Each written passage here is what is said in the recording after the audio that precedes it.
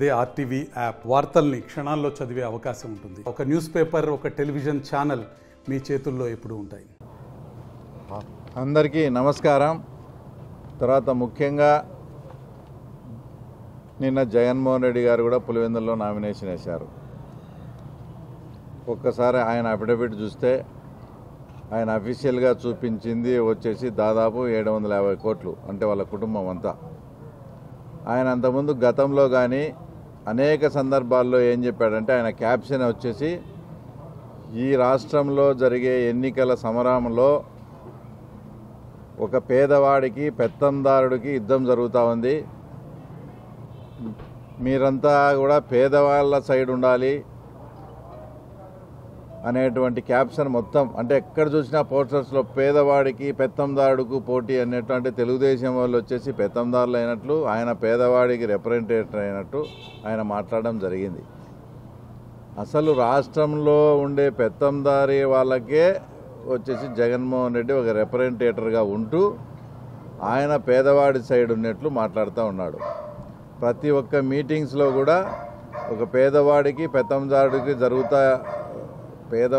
పెత్తందారుడికి జరిగే ఈ యుద్ధంలో తర్వాత ప్రజలంతా కూడా పేదవాడి సైడు నేనుంటాను, నాకు సపోర్ట్ చేయమని అడుగుతూ వచ్చినాడు.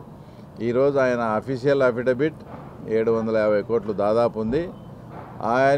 ఆయన మీద పోటీ చేస్తున్న నా అఫిడవిట్ అంతా కూడా 70-80 లక్షల్లోనే ఉంది.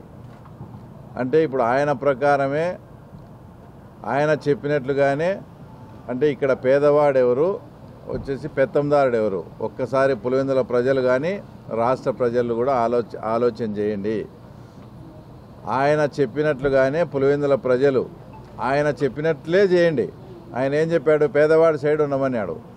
ఇక్కడ అంటే నిన్న ఆయన నామినేషన్ వేసిన సందర్భంగా చూపించిన ప్రకారం ఇక్కడ పేదవాడు వచ్చేసి బీటెక్ రవి, తర్వాత పెత్తందారుడు వచ్చేసి జగన్మోహన్ రెడ్డి కాదా. కాబట్టి పులివెందుల ప్రజలంతా ఏదైతే జగన్మోహన్ రెడ్డి చెప్పాడో ఆ ప్రకారమే చేయమని కూడా నేను పులివెందుల ప్రజలను రిక్వెస్ట్ చేస్తూ ఉన్నా.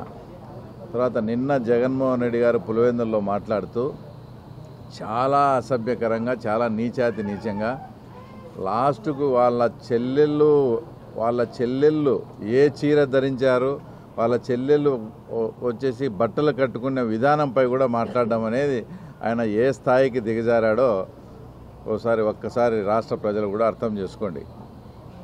అసలు ఈ ప్రకారము పచ్చ చీర కట్టుకున్న వాళ్ళంతా కూడా ఆ రకంగా ఆయన మాట్లాడితే మీరు ఇంటికి వెళ్ళి భారతమ్మ గారి వార్డ్రోబ్ చెక్ చేయండి. ఆమెకు అసలు పచ్చ చీరలు కానీ పచ్చ డ్రెస్సులు ఉన్నాయా లేదా అని ఒకసారి జగన్మోహన్ రెడ్డిని చెక్ చేసుకో. అనేక సందర్భాల్లో కూడా భారతమ్మ గారు పచ్చ డ్రెస్ వేసుకొని తర్వాత ఉన్న ఫోటోలు కూడా ఉన్నాయి.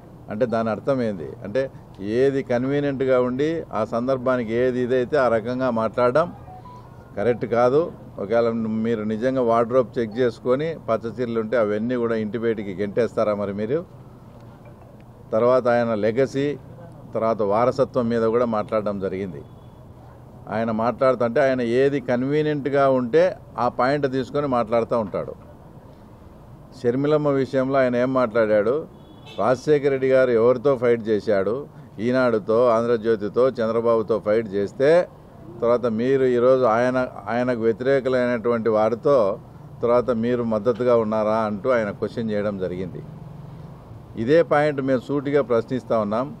రాజశేఖర రెడ్డి చనిపోయినప్పుడు మీరు మీ కుటుంబ సభ్యులు అంతా కూడా రిలయన్స్ వాళ్ళే చంపించినారని, వాళ్ళ ఫ్యాక్టరీ, వాళ్ళ పెట్రోల్ బంకులు అవన్నీ కాల్చి పాపం అనేక మంది అమాయకులు ఆ రోజు కేసులు పెట్టించుకొని బలైనపోయిన సందర్భాలు అంతా మేము గమనించాం. మరిన్ని వీడియోస్ కోసం ఛానల్ ని సబ్స్క్రైబ్ చేయండి, లేటెస్ట్ అప్డేట్స్ కోసం వాట్సాప్ ఛానల్ ని ఫాలో చేయండి, అండ్ లింక్ డిస్క్రిప్షన్ లో ఉంది.